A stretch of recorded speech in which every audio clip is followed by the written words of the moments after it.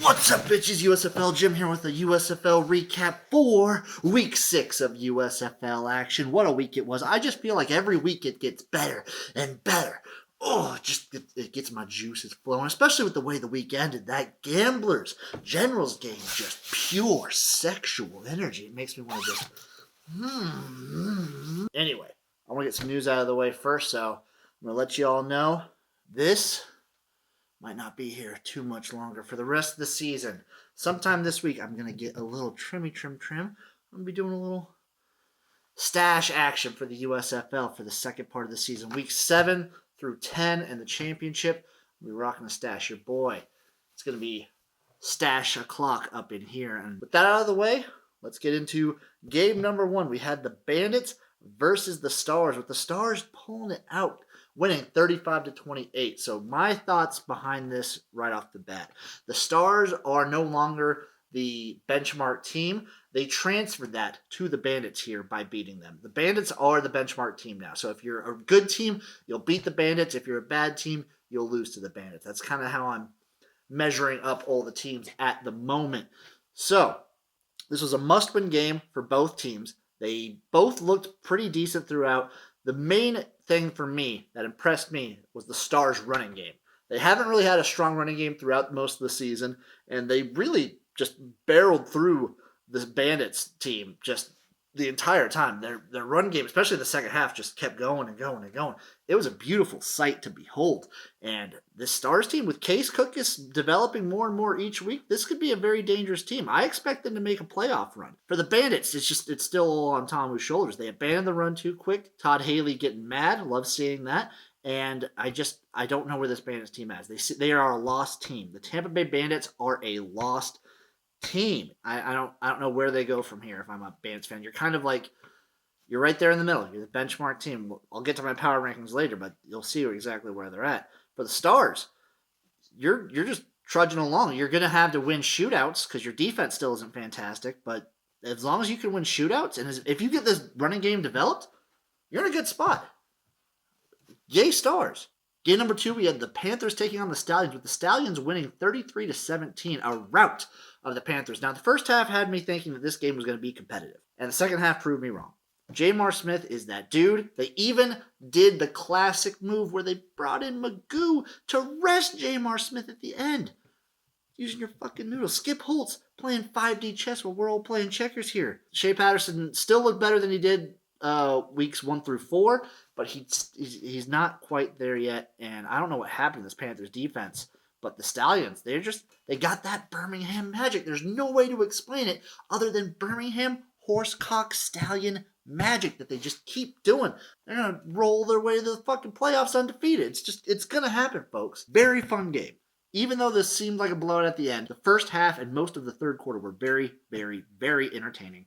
Game number 3, we had the Maulers versus the Breakers, with the Breakers winning 26-16. I thought the Maulers, I don't know why, after getting their first win, I didn't just auto-fade the Maulers. This is the epic letdown of all epic letdowns. They won a game, they're living high, and then they come against this Breakers team who has been struggling in some respects. They've lost their last 2 games, and the Breakers just let them have it. They didn't even look great, but the Maulers are just so sloppy. Kirby Wilson has like 3 play calls. This Maulers team is so bad. Bland offense. This game was ugly. Probably the ugliest game of the entire week. I don't know, Kirby Wilson. You're going to be an interesting man.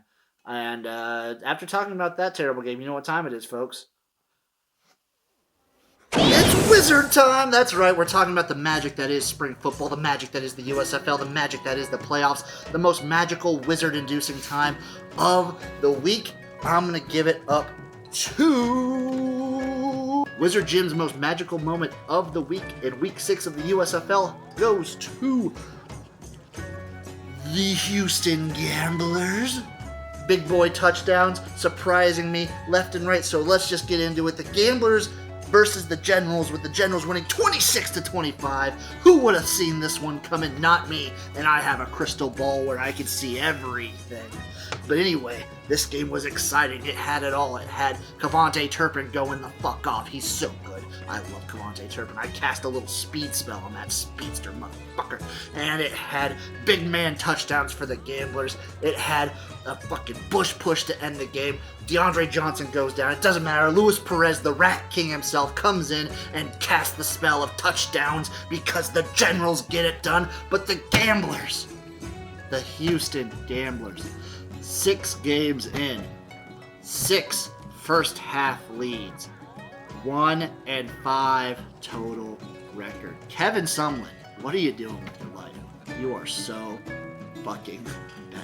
Clayton Thorson looked good, but this really came to the Gamblers' defense. They were just getting turnovers, getting interceptions, big man touchdowns, pick sixes. They're doing it all. Special teams working out. The Generals, I don't know, man. This game was so exciting. It left me and many others out of breath. Love to see it. That'll do it for Wizard Jim. This has been the most magical moment of the USFL. Thank you for that, Wizard Jim. With that being said, let's get into my my power rankings. At number 8, we have the Maulers. They have shrank back to the worst team. This is the part of the power ranking where it's kind of been on a cycle. We've had the Panthers, the Gamblers were there last week, and now we have the Maulers back. In what feels like their home spot, number 8, worst team in the league, just bland offense, looking terrible. Up next, we have the Panthers.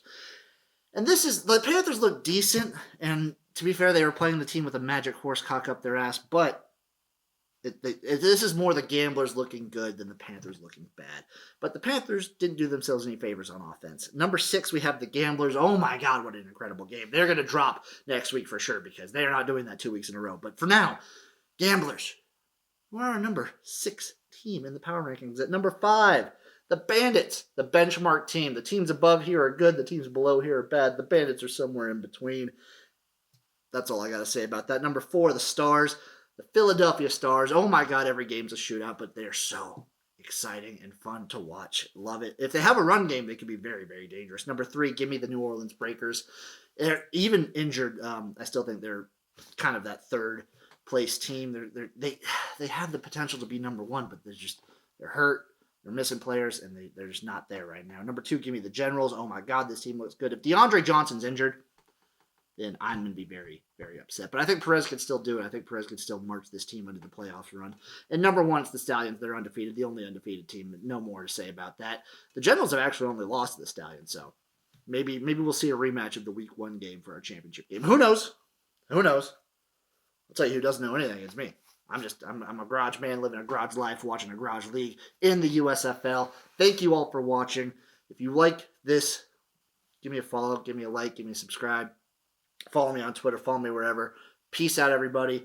Love you guys. Here's to week 6 of the USFL. Here's to week 7 of the USFL. Mwah, mwah, mwah, mwah.